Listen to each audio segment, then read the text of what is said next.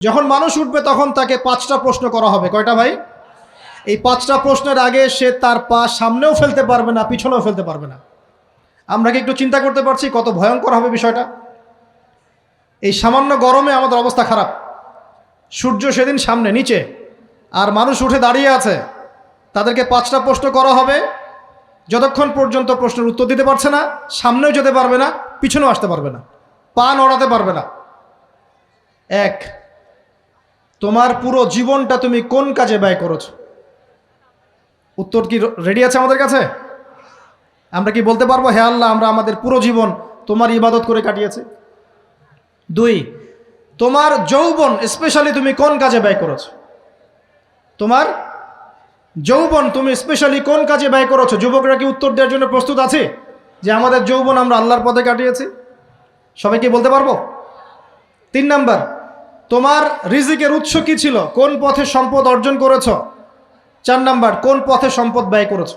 কোন কোন খাতে সম্পদ ব্যয় করেছো? আমরা কি আমাদের আয় এবং ব্যয়ের হিসাব দেওয়ার জন্য প্রস্তুত? 5, তোমাকে আমি যে জ্ঞান দিয়েছিলাম সেই জ্ঞান অনুযায়ী আমল করেছো কিনা? আল্লাহ পাক আমাকে আপনাদের সবাইকে তৌফিক দান করুন। আমি জানা অনুযায়ী আমল করার তৌফিক দান করুন। আমি এই 5টা প্রশ্নের মধ্যে যৌবনকাল ইম্পর্টেন্ট কিনা ভাই? গুরুত্বপূর্ণ কিনা? মাথায় রাখি। সামনে একটা হাদিস শুনুন। রাসূল সাল্লাল্লাহু আলাইহি সাল্লাম বলছেন যে এই কিয়ামতের মাঠেই 7 শ্রেণীর মানুষকে আল্লাহ পাক বিশেষ মেহমানদারির ব্যবস্থা করবেন, আরশের ছায়ায় ছায়া দিবেন ইনশাআল্লাহ। কোথায় ছায়া দিবেন? ওই দিন এই ছায়া ছাড়া অন্য কোনো ছায়া থাকবে না। নবী সাল্লাল্লাহু আলাইহি ওয়াসাল্লাম বলছেন তার মধ্যে প্রথম শ্রেণী হচ্ছে ইমামুন আদিল, ন্যায়পরায়ণ শাসক। ন্যায়পরায়ণ, আচ্ছা, ন্যায়পরায়ণ শাসকের একটা এক্সাম্পল দেই। মক্কার জাহেলি যুগে সাহাবীরা ঈমান নিয়ে এসেছেন, বাস তাদের উপর নির্মম নির্যাতন শুরু হয়ে গেছে। আবু জেহেল, আবু লাহাব, উতবা, শাইবা। তখন সাহাবীরা আল্লাহ রাসূলের কাছে এসে বলছেন, ইয়া রাসূলুল্লাহ, আপনি একটু বদদোয়া করেন, তাদের উপর বদদোয়া করেন, আমরা তো আর পারছি না। নবী সাল্লাল্লাহু আলাইহি ওয়াসাল্লাম বললেন, তোমরা মক্কা থেকে হিজরত করে হাবাসায় চলে যাও। কোথায়? হাবাসা। হাবাসা মানে হচ্ছে আবিসিনিয়া। আবিসিনিয়া মানে এখনকার ইথিওপিয়া, ইরিত্রিয়া। নাম শুনেছেন কি? বিশেষ কোচিং তো করছেন অনেকে। আফ্রিকা মহাদেশের একটা ছোট্ট দেশ ইরিত্রিয়া, ওখানে চলে যাও। তখন বলেছিলেন তিনি হাবাসায় চলে যাও। সাহাবীরা জিজ্ঞাসা করছেন হাবাসায় কেন? নবী সাল্লাল্লাহু আলাইহি ওয়াসাল্লাম বলছেন সেখানে একজন খ্রিস্টান ন্যায়পরায়ণ শাসক আছেন যার রাজ্যে কেউ জুলুমের শিকার হয় না। কি বললাম বলেন তো? হাবাসায় কে আছেন? একজন মুসলিম না খ্রিস্টান?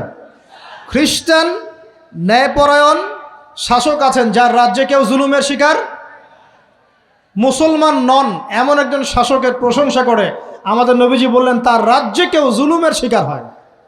সুবহানাল্লাহ। সাহাবীরা সেখানে হিজরত করলেন। নেতৃত্ব দিয়েছেন জাফর বিন আবি তালেব রাদিয়াল্লাহু আনহু। সেই সাহাবী বাদশাহ নাজাশী, তার নাম ছিল বাদশাহ নাজাশী, তার সামনে দাঁড়িয়ে সূরা মারিয়াম তেলাওয়াত করেছিলেন। ওই সূরা মারিয়ামে ইয়াহইয়া, জাকারিয়া, ঈসা, তার মা, এই গল্প ঘটনাগুলো আছে। এই সূরার তেলাওয়াত শুনে বাদশাহ নাজাশীর চোখ দিয়ে পানি পড়তে পড়তে দাড়ি ভিজে গিয়েছিল। সুবহানাল্লাহ। শেষে তিনি ঈমান নিয়ে আসেন, মুসলমান হন, আলহামদুলিল্লাহ। আমাদের নবীজি তার জানাজার নামাজ পড়েছিলেন। আমাদের নবীজি তার গায়েবানা জানাজার নামাজও পড়েছেন। বলেন সুবহানাল্লাহ। এখানে একটা পয়েন্ট খালি বলতে চাই, একজন অমুসলিম শাসক সম্পর্কে আমাদের নবীজি মন্তব্য করেছিলেন তার রাজ্যে কেউ জুলুমের শিকার হয় না। আর আজকের দিনে সারা বিশ্বের কোনো কোনো ক্ষেত্রে মুসলিম শাসকদের ব্যাপারেও এই কথা বলা যায় না যে তার রাজ্যে কেউ জুলুমের শিকার হয় না। আল্লাহ পাক বলছেন আরশের ছায়া আমি ছায়া দিব 7 শ্রেণীর মানুষকে। কয় শ্রেণী? তার মধ্যে প্রথম শ্রেণী হচ্ছে ইমামুন আদিল, ন্যায়পরায়ণ শাসক। আল্লাহ পাক আমাদের সমস্ত শাসকদেরকে ন্যায়পরায়ণ হওয়ার তৌফিক দান করুন। 2 নাম্বার, সেই যুবককে আমি সেখানে আশ্রয় দিব যেই যুবক তার যৌবনকালটা আল্লাহর পথে কাটিয়ে দিয়েছে। সুবহানাল্লাহ। এবার কি হাদিসটা আপনি পেয়েছেন? এর আগের হাদিস কি শুনলেন? পা নড়াতে পারবেন না যতক্ষণ পর্যন্ত এই প্রশ্নের উত্তর না দিচ্ছেন যৌবনকাল কোন পথে ব্যয় করেছেন। এখন যদি আল্লাহর পথে ব্যয় করেন তাহলে আরশের ছায়া ছায়া পাচ্ছেন, আলহামদুলিল্লাহ। বাকিগুলো কারা কারা একটু বলে দেই। 3 নাম্বার হচ্ছে সেই ব্যক্তি যে একজন আরেকজনকে মহব্বত করে, এক ব্যক্তি আরেক ব্যক্তিকে মহব্বত করে শুধুমাত্র আল্লাহর সন্তুষ্টির জন্য। কথা কি বুঝতে পারছেন? এই মহব্বত আবার এই ছেলে মেয়ের ফ্রি মিক্সিং না। কথা বুঝতে পারেন? দিনের খাতিরে মহব্বত, আল্লাহর জন্য মহব্বত, আল্লাহর জন্য ঘৃণা। 4 নম্বর, এমন ব্যক্তি যে এত গোপনে দান করে যে তার বাম হাত জানে না ডান হাত কি দান করেছে। আমরা তো এখন 1 টাকা দান করলে 100 টাকা ফুটাই। ফেসবুক আছে, মারাত্মক একটা জিনিস ফেসবুক, মানে এটা মানুষকে আর মানুষ রাখে নাই। যে ব্যক্তি ফেসবুকে আসক্ত তার সাথে কথাবার্তা বলা, লেনদেন, চলাফেরাও খুব ডিফিকাল্ট। মানে কি বোঝেন আগে কথাটা? কেন ডিফিকাল্ট? কারণ সে এত বেশি আসক্ত এখানে যে পান থেকে চুন খসলে সে আপনাকে পাবলিকলি ধুয়ে রেখে দিবে। একদম কিছু হইলে আপনাকে ফেসবুকে টেনে নিয়ে আসবে, ফেসবুকে সবাইকে বলবে উনি আমার সাথে এই কাজ করছে। আপনি বলারও টাইম পাবেন না যে আপনি নির্দোষ। তো খুব মুশকিল না এগুলা? আল্লাহ মাফ করুক আমাদেরকে। এমনভাবে দান করে যে বাম হাত জানে না ডান হাত কি দান করছে। 5 নম্বর, এমন ব্যক্তি যে এইটা যুবক, এটাও যুবক, যাকে কোনো সুন্দরী নারী আহ্বান করছে জিনার জন্যে, সুন্দরী উচ্চ বংশের নারী, যে আসো আমার সাথে জেনা করো। ওই যে ইউসুফ আলাইহিস সালামের মতো, মনে আছে? ইউসুফ আলাইহিস সালামের ঘটনা মনে আছে? আচ্ছা, কিন্তু সেই যুবক বলে, সেই ব্যক্তি বলে, ইন্নী আখাফুল্লাহ, আমি আল্লাহকে ভয় করি, আমি তোমার সাথে খারাপ কাজ করতে পারবো না। এরকম ছেলে এবং এরকম মেয়ে এখন সমাজে খুঁজে পাওয়া যায়? হাতে গোনা, হাতে গোনা। আপনি অনলাইন ঘাটাঘাটি করেন, গুগল করেন, ক্রস চেক করেন, দেখবেন বাংলাদেশের 25 বছরের কম বয়সী ছেলে আর মেয়েদের জেনার হার কত আপনি বের করে দেখেন। 25 বছরের কম যে যুব সমাজ আমাদের সামনে আছে, তাদের মধ্যে কত % যুবক এখন পর্যন্ত ফিজিক্যাল সম্পর্ক করেনি কারোর সাথে, আপনি খুঁজে বের করতে পারবেন। শুধু ছেলেদের ক্ষেত্রে এটা নয়, মেয়েদের ক্ষেত্রেও আছে। এই যে অনার্স লাইফ পার করার আগেই বহু মেয়ে সতীত্ব নষ্ট করে ফেলছে, বহু ছেলে সতীত্ব নষ্ট করে ফেলছে। কথাগুলো কি রাগ করছেন? আমি আপনাদের ভাই এবং আমি আপনাদেরকে মহব্বত করি। আমরা জেনার পথে যাব না, আমরা হালাল সম্পর্কে থাকবো ইনশাআল্লাহ। যখন আপনি জেনায় চলে যাবেন, আপনার কলব থেকে আল্লাহর নূর নষ্ট হয়ে যাবে। এটা এমন একটা পাপ যেটা করার পর মানুষ আল্লাহর সামনে মাথা তুলে দাঁড়াতে পারে না, লজ্জায় চোখ নেমে যায়, ইবাদতে স্বাদ পায় না। যখন হারাম সম্পর্কে, ফ্রি মিক্সিং, এগুলোতে মানুষ থাকে, ইবাদতে মানুষ স্বাদ পায় না। দিনের পর দিন ইবাদত করে মনোযোগ আসে না, মন লাগে না, চোখ দিয়ে একটু পানি বের হয় না, আল্লাহর জন্য কাঁদতে পারে না, কারণ মনের মধ্যে তো নূর নাই। আর যখন একটা মেয়ে বেপরদায় থাকে, সে অনেক ইবাদত করলেও তার এই বেপরদায় থাকার কারণে সমাজের বহু মানুষের চোখের জেনা হয়ে যায়। এতে করে ওই সব মানুষের পাপের ফল এই মেয়েটাকে ভোগ করতে হয়, এবং মানুষের চোখের বদনজর লাগে, ওই মেয়ে অসুস্থ হয়ে পড়ে মানসিকভাবে, শারীরিকভাবে। আমি আমাদের যুবক ভাই এবং বোনদেরকে রিকোয়েস্ট করব, আল্লাহর ওয়াস্তে চরিত্রটাকে পবিত্র রাখার চেষ্টা করুন। আমি আল্লাহ পাক তৌফিক দান করুন। এই যুবককে আল্লাহ পাক আরশের ছায়া দিবেন, যে একটা মেয়েকে পেয়েও আল্লাহর ভয় তাকে ভোগ করে নাই। আলহামদুলিল্লাহ, আল্লাহ পাক এরকম যুবক ঘরে ঘরে তৈরি করুন। আমি তাহলে কি করবেন ভাই? হালাল উপার্জনের ব্যবস্থা করবেন, ব্যাস সরাসরি বিয়ে করে ফেলবেন। পরিবারকে বোঝানোর চেষ্টা করবেন, না বুঝলে আন্দোলন শুরু করবেন যে আমি জেনা করতে চাই না, আমি বিয়ে করতে চাই, বিয়ে আমার দেওয়ানি লাগবো, মানে এরকম। ব্যাস তারপর দেখবেন বাপ মা কেমন করে বিয়ে না দেয়। আল্লাহ সাহায্য করবে ইনশাআল্লাহ। আল্লাহ আমাদের যুবক ভাইদেরকে চরিত্র হেফাজত করার স্বার্থে বিয়েকে সহজ করে দিন। আমি আবার কাউরে নিয়ে পালায় যায় না, ওই কাজ করতে যায় না কিন্তু আবার, ঠিক আছে? কারণ এভাবে কোর্টে গিয়েও যদি একটা মেয়ে বিয়ে করে, এই বিয়ের জায়েজ না জায়েজ নিয়ে অনেক কথা আছে। অতএব এইসব ঝুঁকির মধ্যে যাবেন না, বাসায় বোঝানোর চেষ্টা করবেন। আর এক শ্রেণীর ব্যক্তি আছে যাদেরকে আল্লাহ পাক আরশের ছায়া দিবেন। তারা কারা? যারা গোপনে আল্লাহকে স্মরণ করে কাঁদতে পারে। বলি সুবহানাল্লাহ। এখন এই দুটো হাদিসের মধ্যে যুবকদের অবস্থান কি পেয়েছেন? আচ্ছা, আরেকটা শোনাই, এবার শোনাই।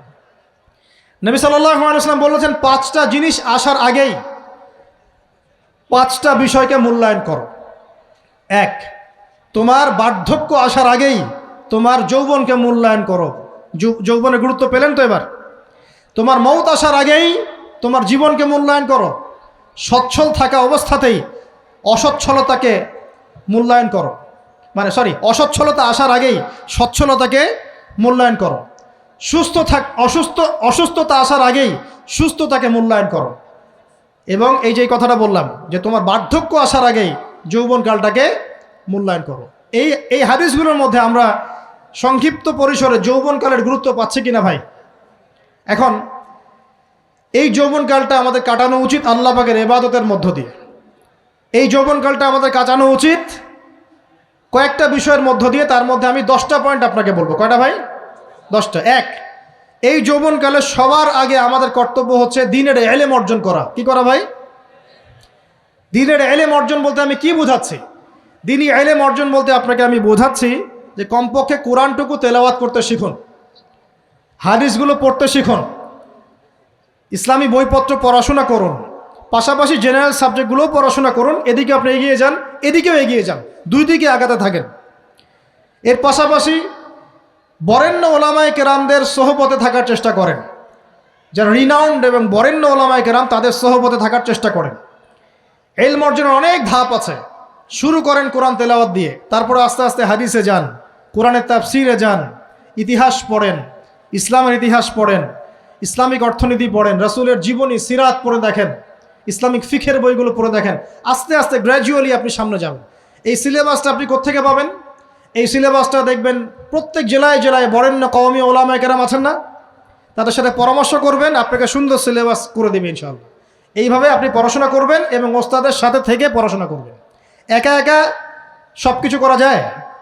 একা একা সব কিছু করা যায় না। একটা সিলসিলা লাগে, একটা ওস্তাদের সোহবত লাগে নাকি? একা একা কি কোরআন সুন্নাহ সব বুঝে ফেলতে পারবেন আপনি? তাই মনে হয়? কখনোই না। অতএব বরেণ্য আলেমদের সোহবতও লাগবে, আবার আপনার চেষ্টাও লাগবে। আল্লাহ পাক তৌফিক দান করুন। এই যৌবনকালের প্রথম কাজ কি ভাই? ইলম অর্জন করা। 2 নাম্বার, এই যৌবনকালে আমরা যে পরিমাণ ফিজিক্যালি ফিট থাকি, শরীরে শক্তি থাকে, উদ্যম থাকে, আমাদের বয়সটা 40-50 হয়ে গেলে সেটা থাকবে না। থাকবে? অতএব এই যৌবনকালে বেশি বেশি ইবাদত করতে থাকেন। আল্লাহ পাক তৌফিক দান করুন। এই যৌবনকালে 5 ওয়াক্ত নামাজ তো পড়বেনই, এর পাশাপাশি নফল নামাজগুলো পড়ার চেষ্টা করবেন। এর পাশাপাশি আপনি চেষ্টা করবেন তাহাজ্জুদের ওয়াক্তে একটু নামাজ পড়ার জন্য, কমপক্ষে 2 রাকাত, কমপক্ষে 2 রাকাত, অ্যাটলিস্ট 2 রাকাত নামাজ তাহাজ্জুদের সময় পড়ার চেষ্টা করি। আল্লাহ আমাকে তৌফিক দেখে আপনাদের সবাইকে তৌফিক দান করুন। ওই সময় আপনি যে দোয়াই করবেন আল্লাহর কাছে কবুল হবে ইনশাআল্লাহ। যে দোয়াই করবেন আল্লাহ কবুল করবেন ইনশাআল্লাহ। যদি আপনার রিজিকটা কি হয়? হালাল হয়। হারাম রিজিক দিয়ে ইবাদত কবুল হয়? হারাম রিজিকের দোয়া কবুল হয়? কবুল হয় না। 3 নাম্বার, এই যৌবনকালে আমরা রাসূলের সুন্নতের উপর বেশি আমল করব ইনশাআল্লাহ। করা যাবে ইনশাআল্লাহ? তাহলে নিয়াত করতে পারি যে ইনশাআল্লাহ চেহারাগুলো পরিবর্তন হবে। চেহারা পরিবর্তন মানে কি? হ্যাঁ, রাখা যাবে না? এখনো গজায় নাই। প্রত্যেক সপ্তাহে আপনাকে নবীর সুন্নতের উপর এরকম করে কুরবানি এবং জবাই করতে কে বলেছে? নবী সাল্লাল্লাহু আলাইহি ওয়াসাল্লামের সুন্নতকে জবাই করাটা কি ভালো কাজ? হ্যাঁ বলেন তো। আমরা তো এমন অনেক নাপিত ভাইদেরকে চিনি যারা এই ধরনের বক্তব্যগুলো শুনে আলহামদুলিল্লাহ জীবন পরিবর্তন করেছেন। তার দোকানে লিখে দিয়েছেন এখানে চুল কাটা হয়, দাড়ি শেভ করা হয় না। খুশি হন নাই? মুসলিমদের কথা বলছি, অমুসলিমদেরকে নিয়ে আমাদের চিন্তা নাই তো? চিন্তা আছে। একটা কথা মনে রাখবেন, একটু কথাটা মনের কান দিয়ে শোনেন। দাড়ি হচ্ছে একমাত্র ভিজিবল সুন্নত। দাড়ি হচ্ছে একমাত্র ভিজিবল সুন্নত। ভিজিবল মানে কি? যা দেখা যায়। দাড়ি একমাত্র ভিজিবল সুন্নত, দৃশ্যমান সুন্নত, যেটা নিয়ে আপনি আমি কবরে যাব ইনশাআল্লাহ। আর কোনো সাইন দেখে বোঝার বুদ্ধি নাই এই ব্যক্তি কত বড় মুসলিম, কত বড় সুন্নতের পাবন ছিল। খালি কপালের সেজদার দাগ আর চেহারার দাড়ি বাকি থাকবে ইনশাআল্লাহ। কথা বুঝতে পারছেন ভাই? নিয়াত করা যায় একটু দাড়ি ছেড়ে দিব, নাকি দাড়ি রাখলে চাকরি পাবেন না? দাড়ি রাখলে মেয়ে দিবে না নাকি? তো যে মেয়ে দাড়ি রাখলে বিয়ে করতে চায় না তাকে বিয়ে করারও দরকার নাই। আর দাড়ি রাখলে যে চাকরি আপনাকে ছাড়তে হয় ওই চাকরিও করার দরকার নেই। চাকরির মধ্যে সব রিজিক আপনার মনে হয়? রিজিকের সবচেয়ে বড় অংশ আছে কিসের মধ্যে? বিজনেসের মধ্যেই। যারা বিজনেস করে তাদের আন্ডারেই লক্ষ লক্ষ মানুষ চাকরি করে। বাংলাদেশে যে ইকোনমিক সিস্টেম, এই ইকোনমিক সিস্টেমের মূলে কারা জানেন? ব্যবসায়ীরা। কারা? বড় বড় ব্যবসায়ীরা। এমন অনেক ব্যবসায়ী আছেন যাদের একজনের জাকাতের টাকা দিয়ে একটা গ্রামের মানুষকে খাওয়ানো যায়। বিশ্বাস করছেন না? ইকোনমিক তো আমার সাবজেক্ট, আমরা পড়েছি এগুলা, পড়াশোনা করেন দেখেন।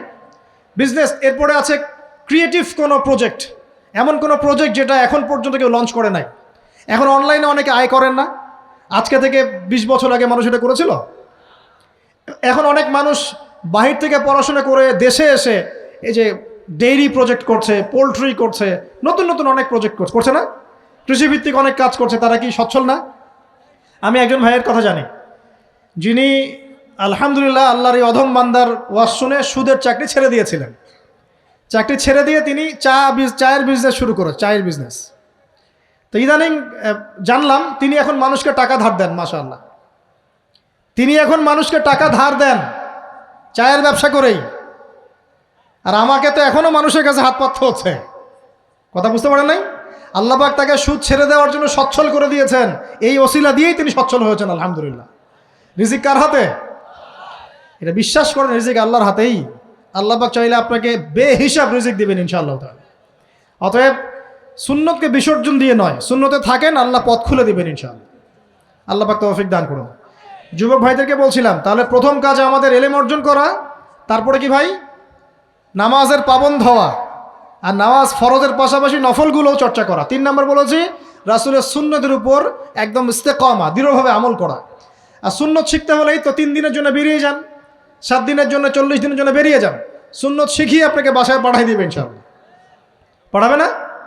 অনেক মানুষ মনে করে যে তাদের ওখানে গেলে আমার আকীদা নষ্ট হয়ে যাবে। হ্যাঁ, তাই না? তারা বিভ্রান্ত। হ্যাঁ, নাউজুবিল্লাহ। স্বপ্নে পাওয়া ধর্ম, অনেকে টিটকারি মারে, স্বপ্নে পাওয়া ধর্ম। এইসব ব্যঙ্গের ছাতার মতো আদর্শের দিকে মুখ ফিরাবেন না। মাকবুল জামা, যেগুলো মাকবুল জামা, ক্লাসিক্যাল ইসলামের মধ্যে থাকেন, আপনি বিভ্রান্ত হবেন না ইনশাআল্লাহ। তারা আপনাকে কখনো খারাপ কাজে আদেশ করেছে? কত চোর ডাকাত মদখোর মানুষ সেখানে গিয়ে 5 ওয়াক্ত নামাজি হয়ে গেছে, সুদের ব্যবসা ছেড়ে দিয়েছে, মাদক ছেড়ে দিয়েছে, আল্লাহর ওলি হয়ে গেছে আলহামদুলিল্লাহ। তো আপনাকে তারা সুন্নত শিখিয়ে বাসায় পাঠিয়ে দিবে। এছাড়া আপনি অন্যভাবে শিখতে চলে শিখবেন, সমস্যা কি? যদি মাদ্রাসায় পড়ার তৌফিক থাকে তাহলে পড়বেন। সবাই কি মাদ্রাসায় পড়ার তৌফিক পাবে? পাবে না। নিঃসন্দেহে কিছু মানুষ তৌফিক পাবে, কিছু মানুষ হয়তো পাবে না। যারা পাবে না তারা দিন শিখবে কিভাবে? এভাবেই তো শিখবে।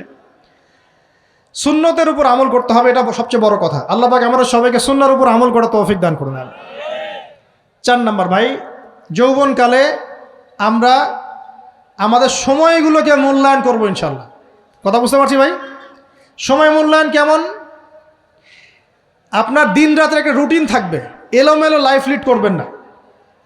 এই যে আমরা, আল্লাহ মাফ করুক, আমরা এখন 3টায় 2টায় 4টায় ঘুমাই, 12টা 1টা 2টায় উঠি, নাউজুবিল্লাহ।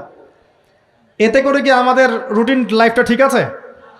আমাদের খাওয়ার ঠিক নাই, আমাদের ঘুমের ঠিক নাই, আমাদের মানে খাবারের যে অভ্যাস, খাদ্যাভ্যাসও ঠিক নাই। আমরা একটু খেলাধুলা আগে করতাম, সেটাও এখন করি না। সারাদিন ফোন নিয়ে বসে থাকি, আর এই যে ইউটিউব ফেসবুকে বসে থাকি। গোল হয়ে বসে লুডো খেলে। গোল হয়ে কী করে? লুডো খেলে, অনলাইনে গেমস খেলে, অনলাইনে পাবজি খেলে, ফ্রি ফায়ার খেলে। আগে তো তাও ছেলে পেলে একটু ফুটবল খেলতো, ক্রিকেট খেলতো, আমরাও তো খেলেছি। ওই সময় তাও আলহামদুলিল্লাহ আমাদের ফিজিক্যাল ফিটনেস অনেক ভালো ছিল। এখন ওগুলো বাদ দিয়ে যে মানুষ পর্নোগ্রাফি দেখছে, লুডো খেলছে, পাবজি খেলছে, ফ্রি ফায়ার খেলছে, সারাদিন অনলাইনে বসে অথর্বর মতো বসে আছে, এটা কি ভালো হচ্ছে? এজন্য অ্যাটলিস্ট ফজরের নামাজ পড়ে জিকির আজগার করে পড়াশোনা করে আধা ঘন্টা 1 ঘন্টা একটু খেলাধুলা করলে কি সমস্যা? একটু ফুটবল খেলেন, দৌড়াদৌড়ি করেন, জগিং করেন, একটু ব্যায়াম করেন। আল্লাহ পাক আপনাদের যৌবনে বরকত দান করুন, আমিন। এই কাজগুলো করতে হবে কি না? ভালো না খারাপ? করেন। আর নিয়মতান্ত্রিক লাইফ লিড করবো আমরা। নিয়মতান্ত্রিক, আমার জীবনে একটা রুটিন থাকবে, এই রুটিনের বাইরে যাব না। পড়াশোনার রুটিন থাকবে, খেলার বা এক্সারসাইজ রুটিন থাকবে, খাওয়া দাওয়ার রুটিন থাকবে, দাওয়ার রুটিন থাকবে, আমি আলেম ওলামাদের কাছে যাব, এই রুটিন থাকবে। একটা রুটিন লাইফ লিড করবেন, এলোমেলো জীবনযাপন করবেন না। আল্লাহ পাক আমাকেও তৌফিক দান করুন, আপনাদের সবাইকে তৌফিক দান করুন। কয়টা বলেছি ভাই? বলেন। 6 নাম্বার, যৌবনকালে সবচেয়ে বেশি বেঁচে থাকবো নারীর ফিতনা থেকে। কি থেকে ভাই? খুব ডেঞ্জারাস। এদিকে দেখেন না ভাই, আমার দিকে দেখেন, ও থাক না ওর মতো। যৌবনকালে সবচেয়ে বেশি বেঁচে থাকবো কি থেকে? একটা হাদিস বলি, নবী সাল্লাল্লাহু আলাইহি ওয়াসাল্লাম বলেছেন, মা তারাকতু তারাক্তু বা'দি ফিতনাতান আদাররু আলা রিজালি মিনান নিসা। আমি আমার পরে, নবীজি বলছেন, আমি আমার পরে পুরুষদের জন্য নারীদের চেয়ে ভয়ঙ্কর কোনো ফিতনা রেখে যাই নাই। কেমন ফিতনা? আপনি একটু অনেস্টলি বলেন তো দেখি, যে আমরা যারা পর্নোগ্রাফিতে টুকটাক আসক্ত বা এ ধরনের অনলাইনে বা অফলাইনে এ ধরনের হারাম সম্পর্কের সাথে আছি, মন থেকে কি আপনি ফিল করেন যে আল্লাহ আপনার সাথে আছেন? বলেন তো দেখি, অনেস্টলি বলেন। আপনি যখন নামাজ পড়ে বাসায় ফিরে যান, ফিরে যেতে যেতে যদি আপনার চোখে খারাপ কিছু পড়ে, আপনার মনের নূরটা নষ্ট হয়, আপনি বুঝতে পারেন না? বুঝতে পারেন না? যখন আপনি এরকম হারাম কোনো সম্পর্কে আছেন, নাউজুবিল্লাহ, আপনার মনটা যে শক্ত হয়ে গেছে, আপনি বুঝতে পারেন না? আল্লাহর ওয়াস্তে নারী জাতির ফিতনা থেকে সর্বোচ্চ দূরত্ব অবলম্বন করবেন। আল্লাহ পাক তৌফিক দান করুন। কি করব তাহলে আমরা? ওই যে বলেছি, হালাল সম্পর্ক করতে পারলে হালাল, যদি করতে না পারি সবর করবেন। কি করবেন? সবর করবেন, ভালো কাজে ব্যস্ত থাকবেন, বেশি বেশি রোজা রাখবেন। কি করবেন? বেশি বেশি রোজা রাখবেন। সোমবারে রোজা রাখবেন, বৃহস্পতিবারে রোজা রাখবেন। এভাবে আপনি আপনার জীবনটা গুছিয়ে নেন, আল্লাহ পাক প্রবৃত্তিকে নিয়ন্ত্রণ করার ক্ষমতা দিবেন ইনশাআল্লাহ। এরপরেও যদি ভুল হয়ে যায়, হতে পারে এই যুগটা ফিতনার যুগ, চরম ফিতনার যুগ। যদি কোনো ভুল হয়ে যায়, খবরদার আপনি হতাশ হবেন না। ভুল হয়ে গেলে কখনো হতাশ হবেন না। হতাশা শয়তানের পক্ষ থেকে আসে। কখনো হতাশ হবেন না। দেন অজু করে জায়নামাজে দাঁড়িয়ে 2 রাকাত নামাজ পড়ে আল্লাহকে বলবেন, আল্লাহ আমার ভুল হয়ে গেছে, আমাকে মাফ করে দাও। পারা যাবে ইনশাআল্লাহ। জীবনে কখনো হতাশ হবেন না। জীবনে যাই হয়ে যাক না কেন, কখনো হতাশ হবেন না। মনে রাখবেন, আল্লাহ আপনার রব, আল্লাহ আপনার সাথে আছেন ইনশাআল্লাহ। অতএব নারীর ফিতনা থেকে নিজেকে বাঁচিয়ে রাখার চেষ্টা করুন। আল্লাহ পাক তৌফিক ইনায়াত করুন। 7 নাম্বারটা হচ্ছে, এই সমাজ আপনাকে যেভাবে শেখায়, কিভাবে শেখায়?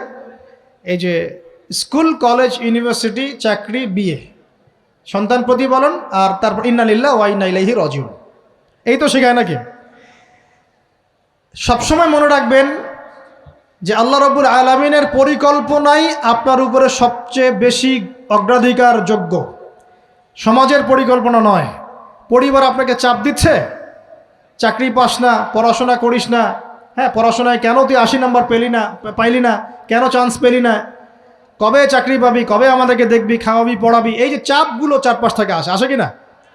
এতে করে অনেক যুবক দেখা যায় মাদকাসক্ত হয়, অনেকে দেখা যায় আত্মহত্যা করছে ইদানিং, করছে কিনা ভাই? এই শব্দটা থেকে আমি এই পয়েন্টটা আজকে লিখেছিলাম যে ভুলেও আল্লাহর প্রতি বিশ্বাস এবং তাওয়াক্কুল হারাবেন না। সমাজ যেভাবে শেখায়, সমাজ চারপাশে যে চাপ আপনাকে দিচ্ছে, এই চাপে নিজে গা ভাসিয়ে দিবেন না। আপনি আল্লাহর কাছে দোয়া করবেন, আল্লাহর কাছে পথ চেয়ে নেবেন এবং আল্লাহর প্রতি তাওয়াক্কুল ভরসা করবেন। কখনো আত্মহত্যার পথ বেছে নেবেন। কি হয়েছে? 80 নাম্বার পান নাই তো কি হয়েছে? আপনি চেষ্টা করেছেন কিন্তু চান্স পান নাই তো কি হয়েছে? চেষ্টা তো করেছেন আপনি চেষ্টা করেছেন ইউনিভার্সিটিতে চান্সের জন্য, আপনি চান্স পাই নাই, চেষ্টা করেছেন না আপনি? বাস, চেষ্টা করেছেন, পাই নাই, তাকদিরে ছিল পাই নাই, বাস। আমি আমার চেষ্টা করেছি। কখনোই আত্মহত্যার পথ বেছে নেবেন না। আর আমরা পিতা মাতাদেরকে রিকোয়েস্ট করব, কোনো অবস্থাতেই সন্তানকে এত বেশি চাপ দিবেন না যে সন্তানটার এই কোমরটাই ভেঙে চলে যায়। এই সমস্যাগুলো দিন দিন বাড়ছে সমাজের মধ্যে। কেন এত চাপ দিচ্ছেন? তার প্রতিভা কোথায় খুঁজে বের করুন। তাকে জোর করে কেন টেনে লম্বা করার চেষ্টা করছেন? আমাদের সমাজে বাচ্চা হয়ে গেলেই তার পিঠে একটা সিল মেরে দেয়, হয় ডাক্তার না হলে ইঞ্জিনিয়ার। কেন? এর বাইরে কোনো প্রফেশন নাই। আমার সন্তানকে হয় ঢাকা বিশ্ববিদ্যালয়ে চান্স পেতে হবে, না হলে বুয়েটে, না হলে এখানে। এর বাইরে আর কোথাও পড়ারই জায়গা নাই। আর এখানে পড়লেই আমার ছেলে বা আমার মেয়ে একদম সবচেয়ে বড় জ্ঞানী হবে, অন্য কোনোভাবে হবে না, এটা গ্যারান্টি দেওয়া আছে? যারা সভ্যতা বিনির্মাণ করেছেন তারা কয়জন বড় বড় ডিগ্রি সার্টিফিকেট পেয়েছেন খুঁজে বের করে দেখেন, খুঁজে বের করে। আমরা ফিলোসফির মধ্যে যে ফিলোসফারদের হিস্ট্রি পড়েছিলাম, তাদের মধ্যে বেশিরভাগই দেখা যায় স্কুলেও যায় নাই, কলেজেও যায় নাই। আছে না এমন? আছে। আমি বলছি না আপনারা যাবেন না, আমি বলছি জ্ঞানের মানদণ্ড এটাই নয় যে আমার সার্টিফিকেট অর্জিত হয়েছে। সার্টিফিকেটটাই জ্ঞানের মানদণ্ড নয় তো। হ্যাঁ, প্রতিযোগিতার একটা জগৎ আছে, আমাকে সে জগৎ উতরাতে হবে। আপনি চেষ্টা করবেন, যদি না হয় তাকদীরে ছিল, হয় নাই, বাস হয় নাই। আমাকে আল্লাহ পাঠিয়েছেন তার ইবাদত করার জন্য, এখানে আত্মহত্যা করার জন্য আল্লাহ আমাকে পাঠান নাই। আমার জীবন যদি দিতেই হয় তাহলে আল্লাহর জন্য দিব ইনশাআল্লাহ। ঠিক আছে কথা? ব্যাস, দুনিয়ার জন্য নয়। আল্লাহ পাক বোঝার তৌফিক দান করুন। কটা বললাম? 7টা না 8টা? 7টা। 8 নাম্বারটা ইম্পর্টেন্ট এবং এটা আপনাদের জন্য মজাদার। সেটা হলো 8 নাম্বারটা বেশি ইম্পর্টেন্ট। এটা হচ্ছে দিনের পথে চলার ক্ষেত্রে আপনি অনেক রকম মতবাদ পাবেন সামনে। কেউ বলবে আমারটা সঠিক, কেউ বলবে না ওরটা নয়, আমারটা সঠিক, কেউ বলবে না আমার দলটা সঠিক, কেউ বলবে না ওর সংগঠন সঠিক। এগুলো আপনার কান ভারী করে ফেলবে একদম। তখন মনে হবে যে আগেই ভালো ছিলাম রে ভাই, নামাজ পড়তাম না। এখন নামাজ পড়া শুরু করে দেখলাম যে আরে হাতটা বাঁধবো কোথায় এটাই তো ফিক্স করতে পারতেছি না। এখন আমার কিছু তো অভিজ্ঞতা আছে ভাই, নাকি ভাই? ওর আলোকে একটা কথা বলি, সেটা হলো সমাজে কিছু ইখতিলাফি মাসআলা আছে, এই মাসআলাগুলো কানেও ঢুকাবেন না। আপনি ইবাদতের মধ্য দিয়ে আল্লাহকে পাওয়ার চেষ্টা করবেন। এবং চিরায়ত একটা ইসলাম আমরা ফলো করছি না? এই ইসলামের মধ্যে এমন কিছু নাই যেটা আপনাকে জাহান্নামে নিয়ে যাবে, এমন কিছু নাই। হ্যাঁ, প্রত্যেকটা ঘরানার মধ্যে কিছু বিভ্রান্ত মানুষ থাকতে পারে। এমন কিছু মানুষ এমন আমল করছে যে আমলটা হয়তো কোরআন এবং হাদিসে নাই। এটা তার সমস্যা, কোরআন সুন্নাহর সমস্যা নয়। কথা বুঝতে পারছেন? এটা তার সমস্যা। সে এটাকে সেই বেদাতটা করছে, সেই শিরকটা করছে। তার মানে এই নয় যে কোরআন হাদিস আমাকে শিরক শিখিয়েছে, বেদাত শিখিয়েছে। কোরআন এবং হাদিসে যেটা আছে এটা সুন্দর এবং এটা চিরায়ত একটা ক্লাসিক্যাল ইসলাম আমাদের কন্টিনেন্টে আছে, বাংলাদেশেও আছে। এখানে থাকলে আপনি বিভ্রান্ত হবেন না ইনশাআল্লাহ তাআলা। বরেণ্য ওলামায়ে কেরামদের কাছে গিয়ে অন্তত একজন হকপন্থী আলেমের সাথে পরামর্শ করে আপনি আমল করার চেষ্টা করবেন। আর যে বিষয়গুলো নিয়ে ইখতিলাফ আছে এগুলো নিয়ে সমাজে মতপার্থক্য সৃষ্টি করে সমাজটাকে বিভক্ত করতে যায় না। আল্লাহর ওয়াস্তে মসজিদ ভাগ করতে যায় না, সমাজকে ভাগ করতে যায় না। জাতিগত ঐক্যটা রক্ষা করেন, আল্লাহ পাক বোঝার তৌফিক দান করুন। আর যদি মানুষের মধ্যে খারাপ কিছু দেখি, ওই খারাপ কিছু বিষয়টা আমি এড়িয়ে যাবো ইনশাআল্লাহ। অ্যান্ড কোনটা ভালো কোনটা খারাপ আমি বুঝবো কিভাবে? আমি 10 জন আলেমের সাথে পরামর্শ করবো, বাস। আমি এত বড় আলেম নই, তাহলে আমি 10 জন আলেমের সাথে পরামর্শ করব যে হুজুর এই বিষয়টা চলছে, এটা সম্পর্কে আসলে বিষয়টা কি। একটা ঘরানার দিকে কখনো আপনি সাম্প্রদায়িকভাবে বায়াসড হয়ে যাবেন না। আপনি আপনার চিন্তাটাকে লিবারেল রাখবেন, হকটা যেখানে পাবো সেটা নিব ইনশাআল্লাহ। এমন নয় যে উনি বলেছেন বলেই হক আর কারোটা নিব না, ওনারটাই নেব, এভাবে চিন্তা করবেন না। হক যেখানে আছে সেখানে যাবেন আপনি ইনশাআল্লাহ। আল্লাহ পাক আমাদেরকে বোঝার তৌফিক দান করুন।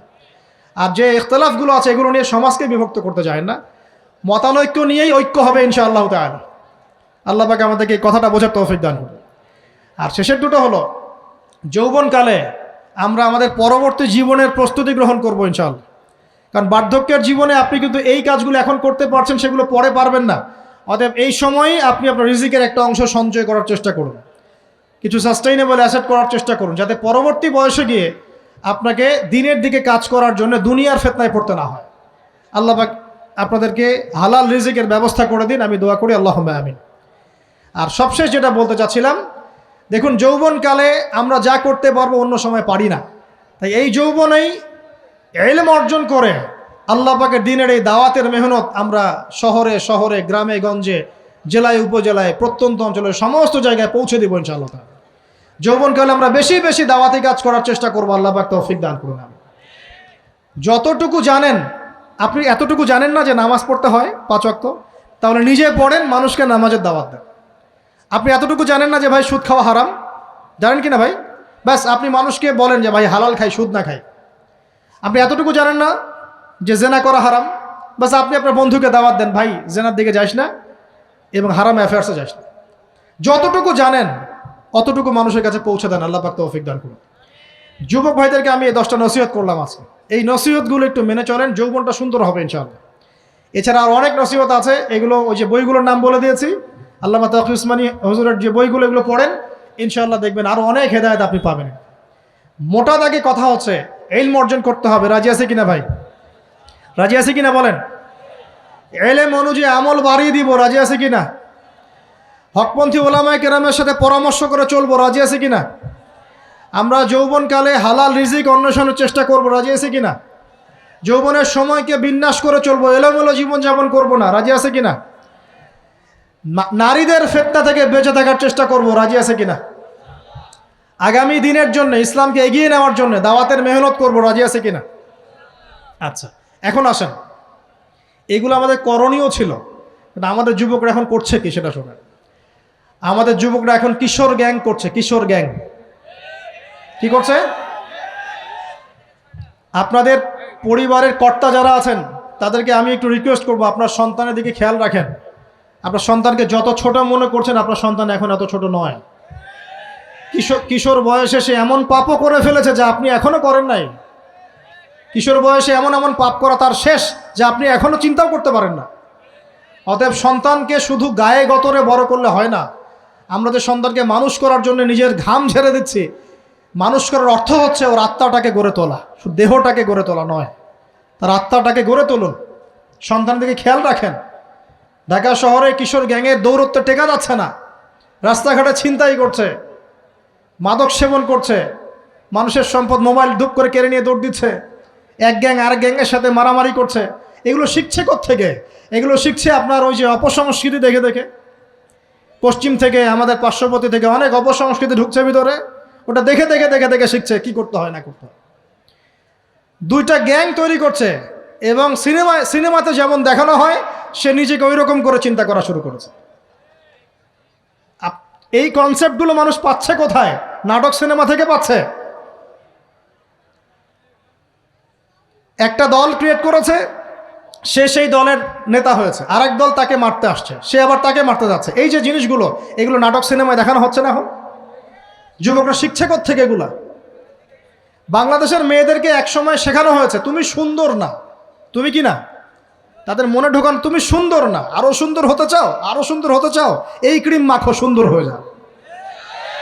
এই একটা কনসেপ্ট ঢুকিয়ে দিছে মাথায়, তুমি সুন্দর না, তোমাকে আরো সুন্দর হতে হবে। আল্লাহ তোমাকে যে সৌন্দর্য দিয়েছেন এটা যথেষ্ট না, অন্যরা আরো অনেক বেশি সুন্দর, তুমি সুন্দর না, এই ক্রিম মাখো সুন্দর হবে। এই করতে করতে করতে ক্রিমের ব্যবসা শুরু হলো। বাণিজ্য, সবকিছুর পিছনে কি থাকে? বাণিজ্য, আর কিচ্ছু না। তারপর শুরু হলো যে পার্লার, অমুক ক্রিম তমুক ক্রিম, অমুক সোনো, এই সেই, বাস মেয়েরা পাগল হয়ে গেল। ব্যাস নতুন নতুন আমরা আমাদের সংস্কৃতি ধারণ করে যে কাপড় চোপড়গুলো পরি, কিছু মানুষ শেখালো এর চেয়ে এই ফ্যাশনটা ভালো, এটা পরো। ব্যাস ঈদে ঈদে নতুন নতুন ফ্যাশন আসা শুরু করলো। আরে পাঞ্জাবি পায়জামা পরা তো আমাদের বাপদাদাদের সেই সুন্নত, এটা বাঙালিদেরই সুন্নত। সব বাদ দিয়ে এখন আমরা কি শুরু করেছি দেখেন তো।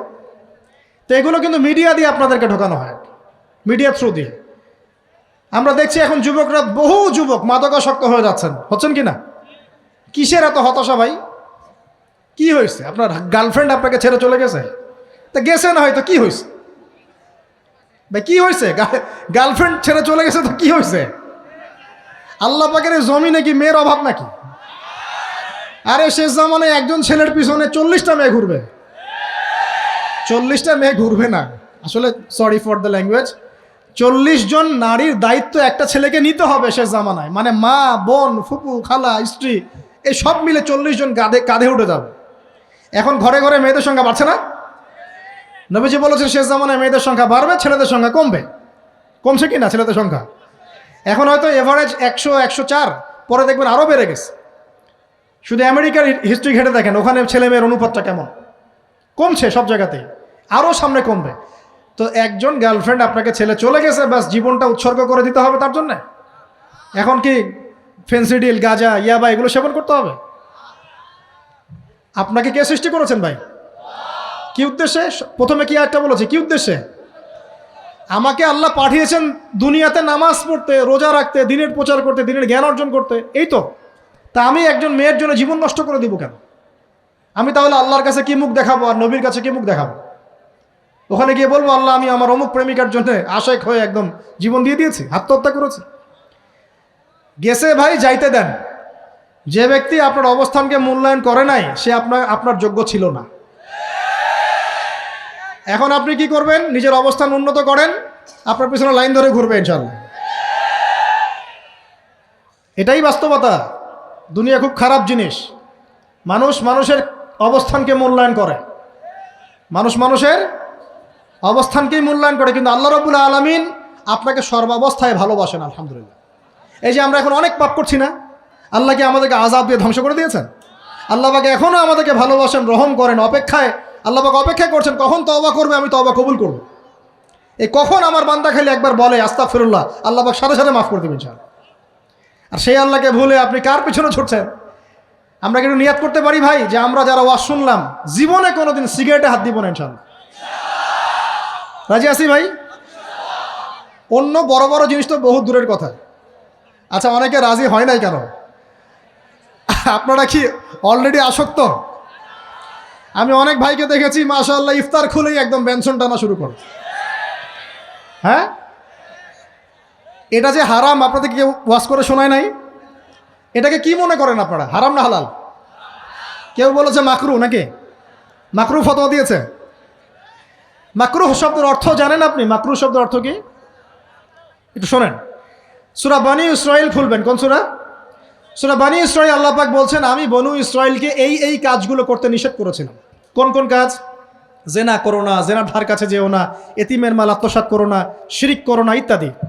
যারা আলেম আছেন তারা আমার কথা বুঝবেন। এই কাজগুলোর পরে আল্লাহ পাক বলছেন যে এই প্রত্যেকটা কাজ আল্লাহর কাছে মাকরুহ, অপছন্দের। কিসের? অপছন্দের। তাহলে এটাকে আপনি সহজ মনে করছেন? নিয়াত করি আল্লাহ পাকের সন্তুষ্টির জন্য আমরা কোনোদিনও মাদকের সাথে সম্পৃক্ত হব না ইনশাআল্লাহ। আর বিশ্বাস করেন, শুধুমাত্র মাদকদ্রব্য নিয়ন্ত্রণ অধিদপ্তর এই আইন কানুন এগুলো দিয়ে জরিমানা দিয়ে মানুষকে মাদক ছাড়ানো যাচ্ছে না, যাবে না। কেন যাবে না এটা আপনারা খুব ভালো করেই জানেন, আমি বলতে চাচ্ছি না। অনেক সময় মাদক বিরোধী কনসার্ট করে মানুষ, মাদক বিরোধী কনসার্টে ওঠার আগে এক বোতল ডাইল খেয়ে আসে আগে। এগুলো কি বাস্তব কথা বলছি না অবাস্তব কথা বলছি? আমাদের যুবক ভাইরা কোশ্চিনকালেও মাদকের ধার কাছে যাবেন না ইনশাআল্লাহ। একটা হাদিস খালি মনে রাখেন, এই হাদিসটা মনে রাখেন। নবী সাল্লাল্লাহু আলাইহি ওয়াসাল্লাম বলেছেন কেউ যদি মাদকদ্রব্য সেবন করে তার 40 দিনের নামাজ কবুল হবে না। সিগারেট একটা খেয়েছি, 40 দিন নামাজ নাই। এরপর যদি সে তওবা করে আল্লাহ মাফ করে দিবে ইনশাআল্লাহ। আবার যদি মাদক খায় আবার 40 দিন কবুল হবে না। যদি আবার তওবা করে আল্লাহ মাফ করে দিবেন। আবারও যদি খায় আবারও 40 দিন কবুল হবে না। আবারও তওবা করলে আল্লাহ আবার মাফ করে দিবেন। চতুর্থবার সে যদি মাদক খায়, আল্লাহ রসুল সাল্লাল্লাহু আলাইহি ওয়াসাল্লাম বলছেন আল্লাহ পাক কিয়ামতের মাঠে তাকে তিনাতুল খাবাল পান করাবেন। কি পান করাবেন? তিনাতুল খাবাল। সাহাবীরা বললেন ইয়া রাসূলুল্লাহ এটা কি? তিনাতুল খাবাল কি? নবী সাল্লাল্লাহু আলাইহি ওয়াসাল্লাম বলছেন এটা হচ্ছে জাহান্নামীদেরকে আযাব দেওয়ার পর তাদের রক্ত মাংসের যে পুঁজ বের হবে, এই যে ড্রিঙ্কস, জাহান্নামের হার্ড ড্রিঙ্কস, এই ড্রিঙ্কসের নাম হলো তিনাতুল খাবাল। আল্লাহ পাক আমাদের সবাইকে মাদক থেকে বাঁচিয়ে রাখুন। হতাশা মাদক দিয়ে দূর হয় না। হতাশা দূর হবে, বলে দিব, 3টা জিনিস, মাত্র 3টা। কয়টা ভাই? 1, 5 ওয়াক্ত নামাজ। এক কি? নামাজে আপনি অজু করে সিজদা দেন, ইনশাল্লাহ আপনার মনে প্রশান্তি না আসলে আমাকে এসে বলেন যে আসে নাই। চোখের পানি, মনের আবেগ যা আছে আপনার ভিতরে, কষ্ট দুঃখ যন্ত্রণা সব আল্লাহকে ঢেলে দিবেন ইনশাল্লাহ। নিজের আবেগ ধরে রাখবেন এখানে, আপনি আল্লাহর জন্য ঢেলে দিবেন। মানুষকে আবেগ দেখা কি লাভ? মানুষ আপনার চোখের পানির মর্ম বুঝবে? মানুষ কি মানুষের চোখের পানির মর্ম বুঝে?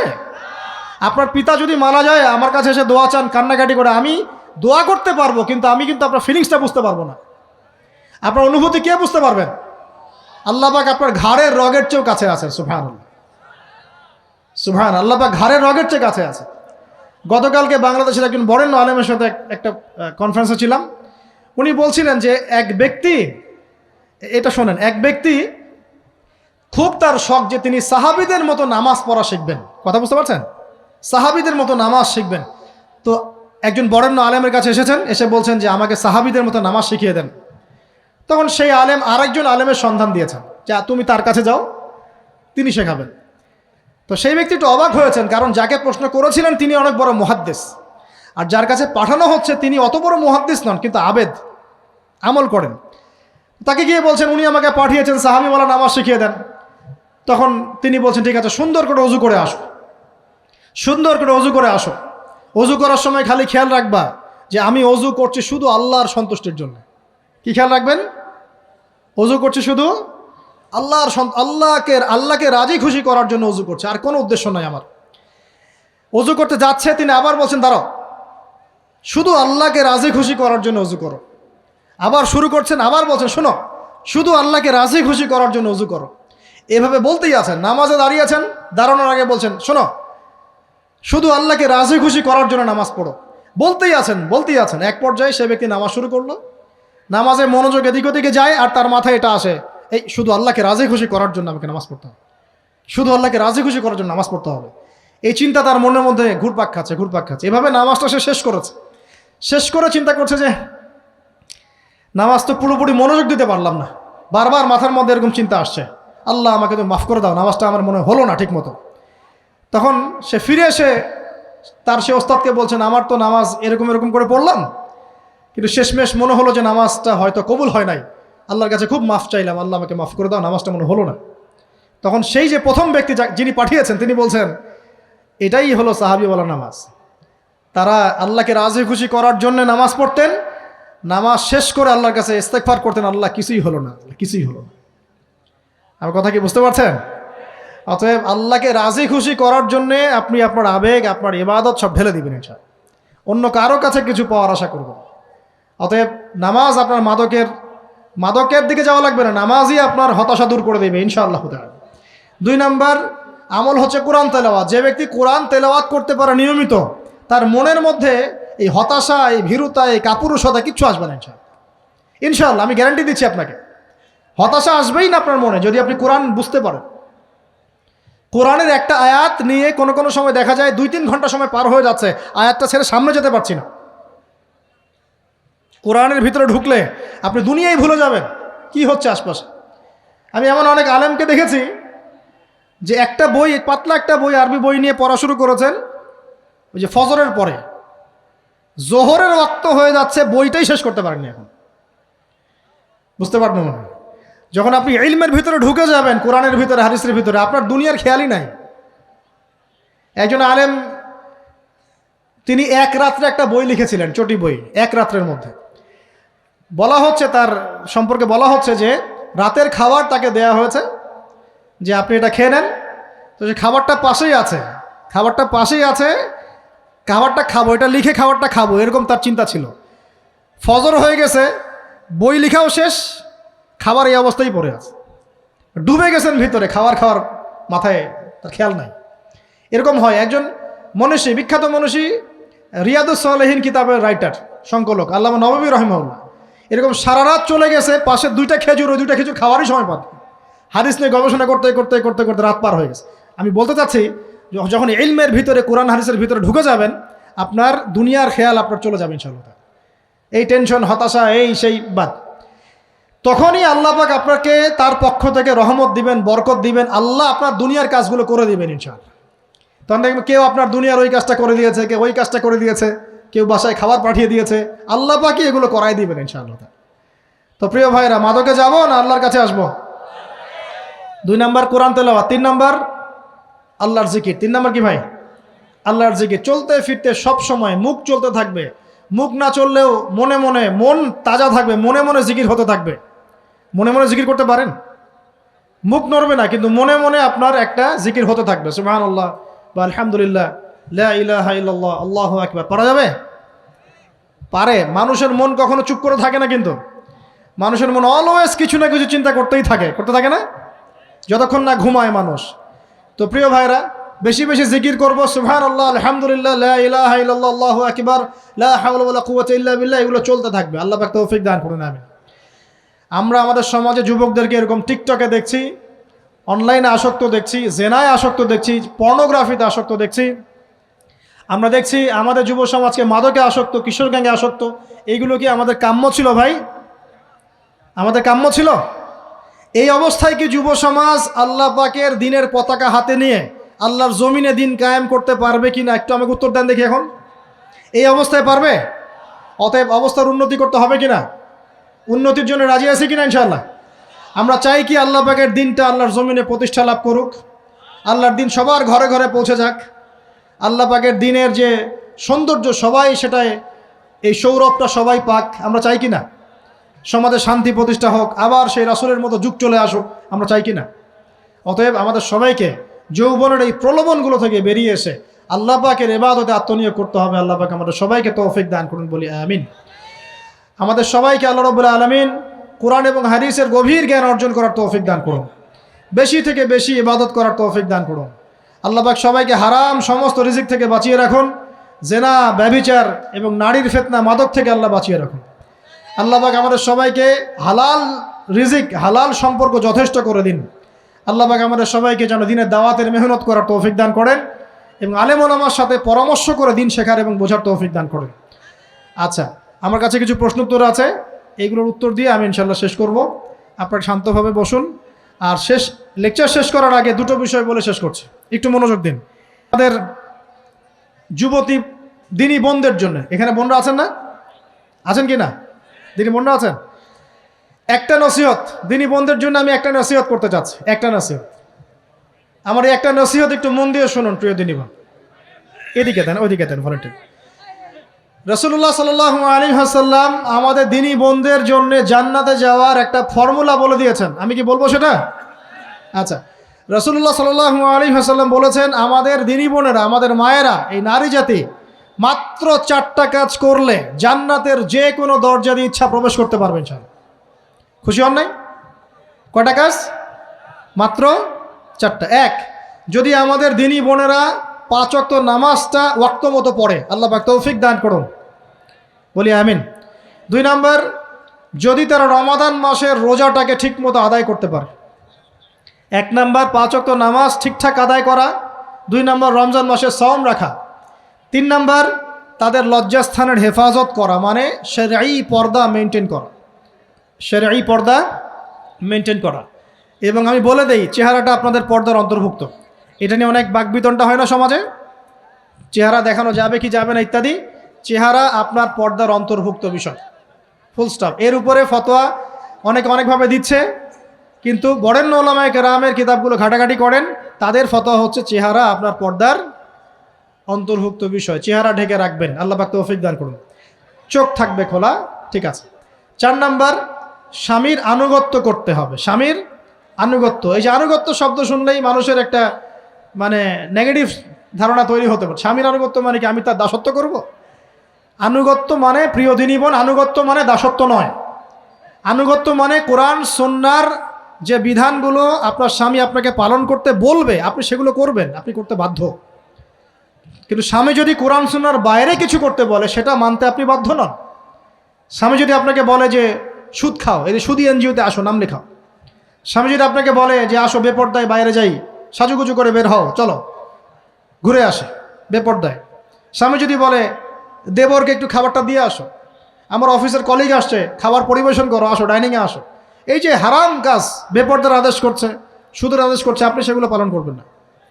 কিন্তু হালাল বৈধ যে কোনো বিষয় আপনি স্বামীর আনুগত্য করবেন, এটা আপনার উপর ফরজ। এই 4টা কাজ যদি আপনি করতে পারেন, জান্নাতের যে কোনো দরজা দিয়ে ইচ্ছা আপনি প্রবেশ করতে পারবেন ইনশাআল্লাহ। আল্লাহ পাক আমাদের দিনী বোনদেরকে এই 4টা কাজ করার তৌফিক দান করুন। আমাদের সবাইকে আল্লাহ পাক জান্নাতের জন্য কবুল করুন, বলি আমিন। আর একটা বিষয় বলতে চাচ্ছিলাম, সেটা হলো ওই যে প্রথমে বলেছি যে সূরা ইউসুফের সেই সমাধানটা বলবো কি না? আচ্ছা, সূরা ইউসুফটা ইনশাল্লাহ আমি আরেকদিন পুরো সূরাটা সংক্ষিপ্ত করে আলোচনা করব ইনশাল্লাহ। যদিও একটা লেকচারে সম্ভব হবে বলে মনে হচ্ছে না আমার কাছে, 2টা বা 3টা লেকচারে নিয়ে আসবো ইনশাল্লাহ। তবে আজকে একটা চিস্ট খালি বলছি। ইউসুফ আলাইহিস সালামের জীবনটা খুবই ট্র্যাজেডিপূর্ণ। নবীর পরিবার থেকে ভাইদের শত্রুতায় ওই যে কূপে চলে গেলেন, কূপ থেকে চলে আসলেন মিশরের বাজারে, সেখান থেকে বিক্রি করে দেওয়া হলো তাকে, রাজা তাকে কিনে নিলেন, তারপরে সেখানে তিনি বড় হতে লাগলেন রাজপ্রাসাদে। তারপরে ওই যে রাজার কি স্ত্রী তাকে জেনার জন্য আহ্বান করেছিল, সেখান থেকে তিনি জেলখানায় চলে গেলেন, আবার জেলখানা থেকে আবার মিশরের খাদ্য মন্ত্রণালয়ের দায়িত্ব পেলেন, তারপরে তিনি মিশরের শাসকের দায়িত্ব পেয়ে গেছেন, তাই তো? আচ্ছা, এর মধ্যে একটা জায়গা খালি বলবো আজকে আপনাদেরকে। টপিকটা কি দিবা তোমরা? টপিকটা হচ্ছে চলমান বৈশ্বিক অর্থনৈতিক সংকটে ইউসুফ আলাইহিস সালামের সমাধান। মনে থাকবে? চলমান এই বৈশ্বিক অর্থনৈতিক সংকটে ইউসুফ আলাইহিস সালামের সমাধান কি ছিল? ইউসুফ আলাইহিস সালাম জেলখানায়, কোথায় বলেন তো? জেলখানায়। তখন 2জন ব্যক্তি তাকে বলছে, ইউসুফ, আমরা 2জন দুটো স্বপ্ন দেখেছি, তুমি কি স্বপ্নের ব্যাখ্যা দিতে পারবে? আমরা তোমাকে সত্যবাদী বলে মনে করি। ইউসুফ আলাইহিস সালাম বলছেন, খাবার আসার আগেই তোমাদেরকে স্বপ্নের ব্যাখ্যা দিয়ে দিব। একজন বলছে, আমি দেখলাম আমার মাথায় রুটি রাখা আছে, আর পাখি এসে রুটির থেকে খেয়ে ফেলছে। আমার কথা বুঝতে পারছেন কিনা ভাই? আচ্ছা, 2 নাম্বার, দ্বিতীয় ব্যক্তি বলছে, আমি দেখলাম আমি শরাব পান করাচ্ছি আমার মনিবকে, কথা বুঝতে পারছেন? এখন ইউসুফ আলাইহিস সালাম বলছেন, তুমি যে শরাব পান করাচ্ছ মনিবকে, তোমাকে অতি সত্বর মুক্তি দেওয়া হবে ইনশাআল্লাহ। আর যার মাথার উপর থেকে রুটি খেয়ে নেওয়া হচ্ছে তাকে শুলদণ্ড দেওয়া হবে, মৃত্যুদণ্ড দেওয়া হবে। কি বললেন? একজনকে দেওয়া হবে মৃত্যুদণ্ড, একজন কি হবে? ছাড়া পাবে। আর যাকে মনে হলো যে ছাড়া পাবে, ইউসুফ আলাইহিস সালাম বললেন, তুমি যখন ছাড়া পাবে তোমার মনিবের কাছে, মালিকের কাছে আমার কথা বলো, আমার কথা আলোচনা করো। কিন্তু শয়তান তাকে ভুলিয়ে দিল, সে আর কথা বলতে পারলো। আরও কয়েক বছর চলে গেল, ইউসুফ আলাইহিস সালাম তখনও জেলেই আছে। একদিন এই রাজা স্বপ্ন দেখলেন। কি স্বপ্ন দেখলেন? যে 7টা পাতলা পাতলা গাভী, মোটা মোটা 7টা গাভীকে খেয়ে ফেলছে। 7টা কি গাভী? জীর্ণ শীর্ণ গাভী 7টা মোটা তাজা গাভীকে খেয়ে ফেলছে। আর দেখলেন 7টা সবুজ শীষ, শীষ বোঝেন কি না? এই ধানের শীষ না, আবার সবুজ শীষ।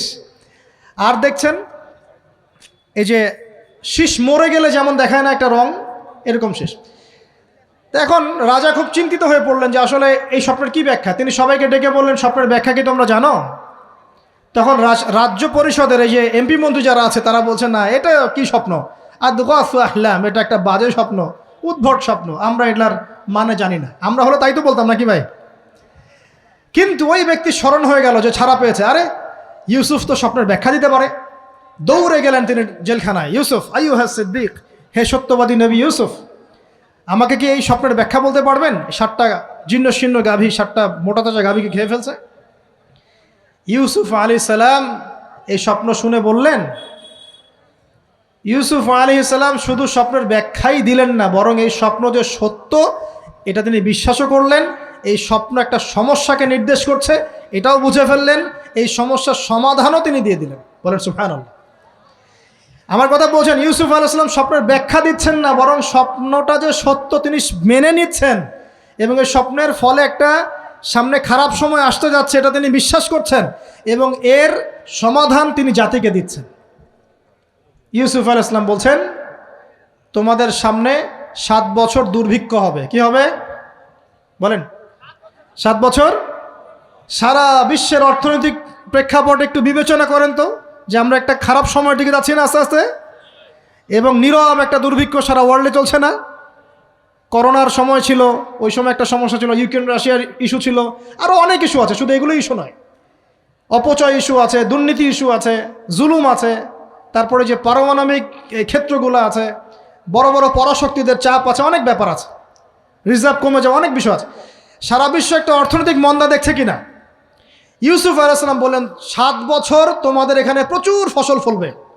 এটা 7টা সবুজ শীষ, প্রচুর ফসল ফলবে তোমাদের এই অঞ্চলের মধ্যে।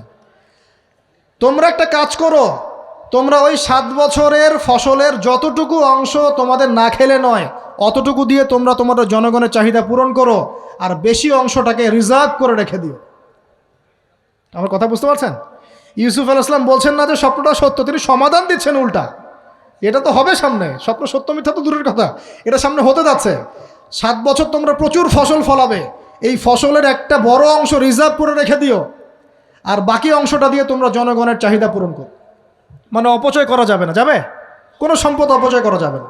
এরপর তোমাদের সামনে আসবে 7টা বছর দুর্ভিক্ষের বছর, আকাশ বৃষ্টি বন্ধ করে দেবে। আকাশ কি করবে? বৃষ্টি বন্ধ করে দেবে। তার মানে ওই 7 বছর আমরা কিভাবে চলবো তাহলে? এই যে রিজার্ভ করেছি, এই রিজার্ভ বা সঞ্চিত সম্পদ দিয়ে আমরা 7 বছর চলবো। এরপরে আল্লাহ রাব্বুল আলামিন 8ম বছরে আকাশ থেকে বৃষ্টি বর্ষণ করবেন, আবার ফসল ফলবে ইনশাআল্লাহ। কথা কি বুঝতে পারছেন? এই ব্যাখ্যা অন্যরা দিতে পারলো না, ইউসুফ আলাইহিস সালাম দিতে পারলেন। এই ব্যক্তি দৌড়ে গিয়ে রাজাকে বলল, এই হলো স্বপ্নের ব্যাখ্যা। রাজা, ইউসুফ এই স্বপ্নের ব্যাখ্যা দিয়েছেন। রাজা কত বিচক্ষণ ছিলেন, রাজা সত্য মিথ্যা চিনতেন, তিনি বুঝতেন যে আসলেই সত্য কাকে বলে, মিথ্যা কাকে বলে। এই আমার এমপি মন্ত্রীরা শোনো, তোমরা কেউ সমাধান দিতে পারো নাই, ইউসুফ সমাধান দিয়েছে। ইউসুফকে আমার কাছে নিয়ে আসো, আমি তাকে আমার কাছে নিকটে আসন দিব। বলেন সুবহানাল্লাহ। এবার ইউসুফ আলাইহিস সালামকে ডেকে তিনি সম্মানিত করলেন, সম্মানিত করে বললেন যে কোন দায়িত্ব দিলে তুমি আমাদের এই রাজ্যটাকে বাঁচাতে পারবে এই দুর্ভিক্ষের হাত থেকে। ইউসুফ আলাইহিস সালাম নিজে বলছেন, আমি হচ্ছে বিশ্বস্ত মানুষ, আমি হচ্ছি রজুলুন আমিন, আমি বিশ্বস্ত এবং আমি আস্থাভাজন। আমাকে আপনি খাদ্য মন্ত্রণালয়ের দায়িত্ব দেন, ইনশাআল্লাহ আমি এই প্রবলেমগুলো সলভ করবো ইনশাআল্লাহ। এরপর তাকে দায়িত্ব দেওয়া হলো খাদ্য মন্ত্রণালয়ের। 7 বছর তিনি এরকম পলিসি গ্রহণ করলেন। মিশরের লক্ষ লক্ষ মানুষ পরবর্তী 7 বছরের দুর্ভিক্ষ থেকে বেঁচে গেল। কোরআন তো মূল্যায়ন করি না আমরা, আর কোরআনের কথা যারা বলে ওদেরকেও মূল্যায়ন করি না। এই জন্য আমরা বলছি, বর্তমান চলমান অর্থনৈতিক সংকটের সবচেয়ে বড় বড় সমাধান হচ্ছে এক, ভাই জনগণ হই আর সরকার হই কোনো সম্পদ অপচয় করা যাবে না। আমরা সম্পদ অপচয় করি না? আপনি অজু করেছেন, আপনি 1 বালতি পানিতে অজু করেছেন, ট্যাপ ছেড়েছেন, মসজিদের 1 বালতি পানি চলে গেছে, কেন পানি অপচয় করলেন? আমাদের 5টা ফ্যানের দরকার নেই বাসায়, আপনি 5টা ফ্যান চালাচ্ছেন কেন? আপনি ঘর থেকে বের হলেন, ফ্যান চলছে, কেন চলছে? ঘর মুছেছেন, ফ্যান ছেড়ে দিয়েছেন, এই যে পাখা বাতাসে শুকাবে মাটি, কেন? এসি চালিয়েছেন, 24 ঘন্টা চালানোর কি দরকার? 2 ঘন্টা চালিয়ে বন্ধ করলে হয়। বিদ্যুতের ব্যাপার, গ্যাসের ব্যাপার, তেলের ব্যাপার, আমরা কি কম অপচয় করি মনে হচ্ছে আপনার কাছে? আমরা প্রচুর অপচয় করি। আর আমরা জনগণরা সাধু না, আমরা বেশি অপচয় করি। আমরা অপচয় করি না ভাই?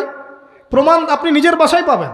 পানির অপচয়, আপনার তেলের অপচয়, আপনার গ্যাসের অপচয়, আপনার বিদ্যুতের অপচয়, এগুলোর উপর কঠিন আইন করা দরকার। অপচয় করলে শাস্তি দিতে হবে, অপচয় করা যাবে না। অপচয় কমালে কি হবে? আমরা সম্পদ বেশি রিজার্ভ করতে পারবো। এই যুগে কি কি সম্পদ রিজার্ভ করলে আমরা সচ্ছল হতে পারবো, এই হেদায়েতগুলো আপনাকে ওই সোকল্ড প্রোটেস্ট্যান্ট মৌলবীরা দিতে পারবে না ইনশাআল্লাহ তাআলা, কারণ তাদের কাছে ইকোনমিক্সের জ্ঞান নাই। এই যুগে যদি আমরা গ্যাস রিজার্ভ করতে পারতাম, তেল রিজার্ভ করতে পারতাম, গোল্ড রিজার্ভ করতে পারতাম, সিলভার রিজার্ভ করতে পারতাম, এবং যে কারেন্সি সারা ওয়ার্ল্ড ওয়াইড চলছে এখন, এগুলোকে রিজার্ভ করতে পারতাম, এবং জনগণের যতটুকুতে প্রয়োজন এতটুকু সাপ্লাই করে বাকিটা রিজার্ভ করে রাখতে পারতাম, আসন্ন সময়ে এটা দিয়ে আমরা বৈশ্বিক সংকট মোকাবেলা করতে পারতাম। আমার কথা রাগ করলেন? আমি কি কারো শত্রু? কোনো দলের লোক? আমি আপনাদের জাতির একজন, আপনার দিনই ভাই, আপনার শুভাকাঙ্ক্ষী, এবং আপনি আর আমরা ভাইয়ের মতো। কিসের মতো? নিজের ভাইয়ের মতো। আপনার গায়ে আঘাত লাগলে আমি কষ্ট পাবো, আপনাকে কেউ গালি দিলে আমি কষ্ট পাবো। আমাদের জনগণের ক্ষতি হলে আমাদের বুক কাঁদবে না? জনগণের ক্ষতি হলে, দুঃখ দুর্দশা হলে আমাদের বুক কাঁদা উচিত কি না? আমাদের সবাইকেই যার যার দায়িত্ব পালন করতে হবে। আমরাও অপচয় বন্ধ করে দেবো ইনশাআল্লাহ তাআলা। রাজি আছি ইনশাআল্লাহ? যত বাকি বকেয়া সব আছে সব পরিশোধ করার চেষ্টা করবো ইনশাআল্লাহ। আমরা সরকারি সম্পদ অন্যায়ভাবে আত্মসাৎ করব না, এবং আমরা আমাদের সমাজে যত দুর্নীতি আছে এটা বন্ধ করতে হবে। যত প্রকার দুর্নীতি আছে বন্ধ করতে হবে, যত কালো টাকা আছে সাদা করতে হবে, এবং সাস্টেইনেবল অ্যাসেটগুলোকে রিজার্ভ করতে হবে। তাহলে আগামীতে বিশ্ব ডুবে যাক, বাংলার মাটি ডুববে না ইনশাআল্লাহ। ইউসুফ আলাইহিস সালাম এই হেদায়েত আমাদেরকে দিয়ে গেছেন, কোরআনের মাধ্যমে আল্লাহ এই হেদায়েত আমাদেরকে দিয়ে গেছেন। আল্লাহ পাক আমাদের সবাইকে কোরআন বোঝার তৌফিক দান করুন। আমি আজকে এখানে শেষ করছি ভাই। সুবহানাকা আল্লাহুম্মা বিহামদিক, আশহাদু আল্লা ইলাহা ইল্লা আনতা, আস্তাগফিরুকা ওয়া আতুবু ইলাইক। আসসালামু আলাইকুম ওয়া রাহমাতুল্লাহি ওয়া বারাকাতুহু।